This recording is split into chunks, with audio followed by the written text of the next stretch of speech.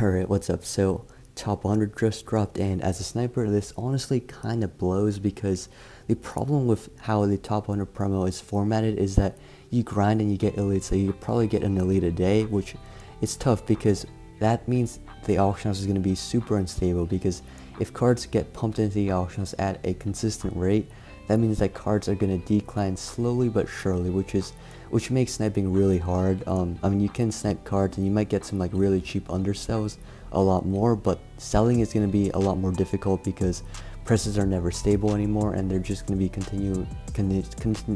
continuously on a downhill trend.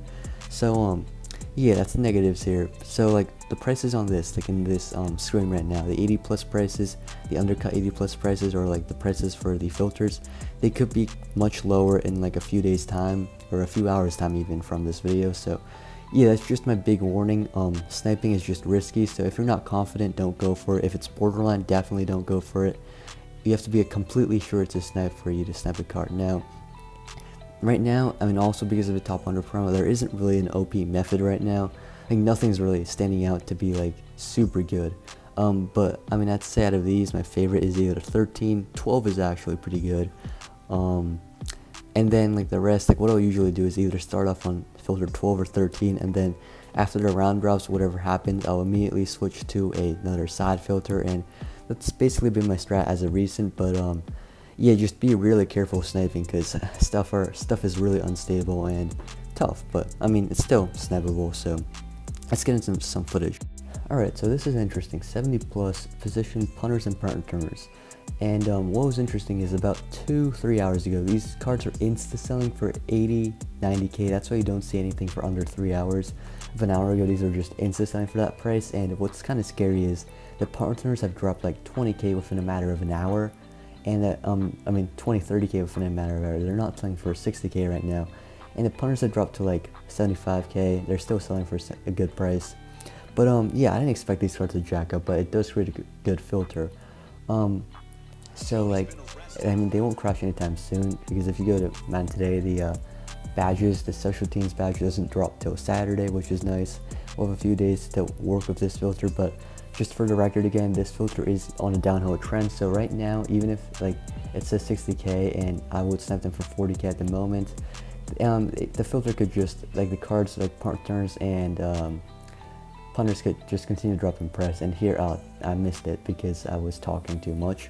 It would have been like nice, a 40, 60k profit if I tried to actually snipe one of those. But I mean, it's alright. And of course they'll drop. But if you look at this, like it's decent filter. Like you kind of have to learn the prices on your own, adjust to when you're actually on this filter. But yeah, that's a good filter to use. Alright, my second probably go-to filter is the basic elite filter, 80s. No quarterbacks on offense, defense, and then kickers.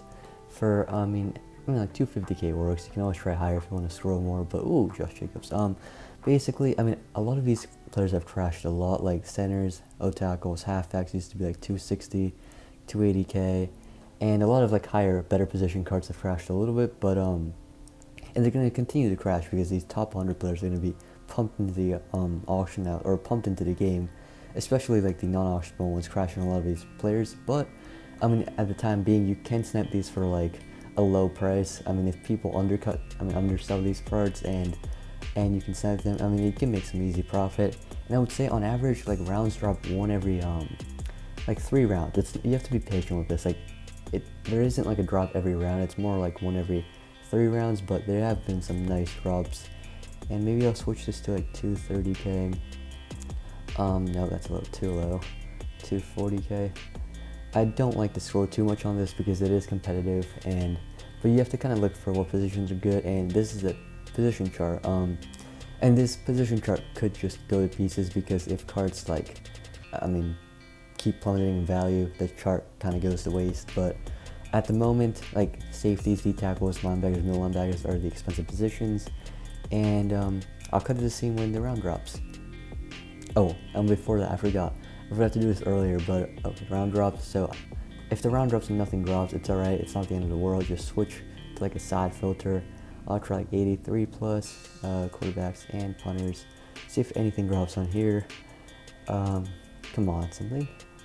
Nothing good. And then I'll try like other filters too, like maybe like 30 plus power, 1.5K. But I mean, there's a bunch of filters you could go to. Nice. Ooh, this one has an outright. Nice drop though.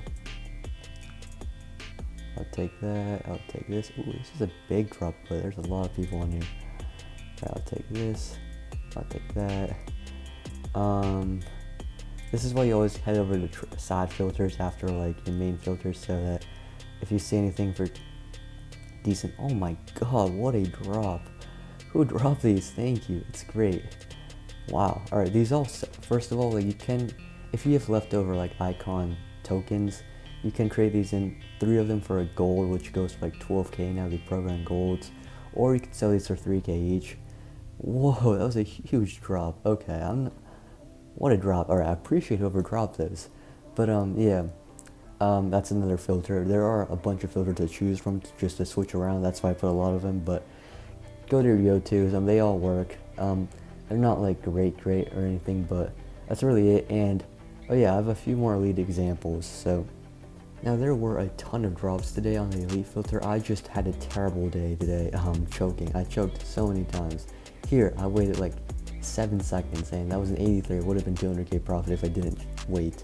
Here, I'm like, instead of snipe, and I should have been a sniper right off the bat. Would have been 100K profit. I just hesitated too long. Yikes. And then here, look at that previous drop. There were so many fire up players. And then I see one, I wait like a second or two, and it's gone. You have to kind of be quick with these. And then here, oh, this was a good one, yeah. So we didn't have anything, so I changed the side filter and E3 plus, tried this out, 550K, and some miracle. I took like 20 seconds to build it, but there was a Khalil Mack Heavenly sitting right there for 464, picked him up, and then there's a Julio right next to him. That's another 100K snipe, and I don't know what I'm doing. I'm not picking him up. I choked again. But yeah, and then there's a Bobby Wagner, middle linebacker. I made some profit, another corner, safety, and a bunch of profit from those. So elite filter is decent. It's probably my go-to, and I'm not saying that sniping elites and sniping low overall punters and punters are the only method. I figured they would be the best methods to start off a round, and then it's best to just change the different filters. And yeah, that's basically my strat, and that's why there's a list of 10 side filters you can just go to. Whatever works best for you. It's really, sniping filters is basically your own preference for everybody. So I think that's honestly going to wrap up the vid. Appreciate it, and I'll try to make more price charts, but peace out for now.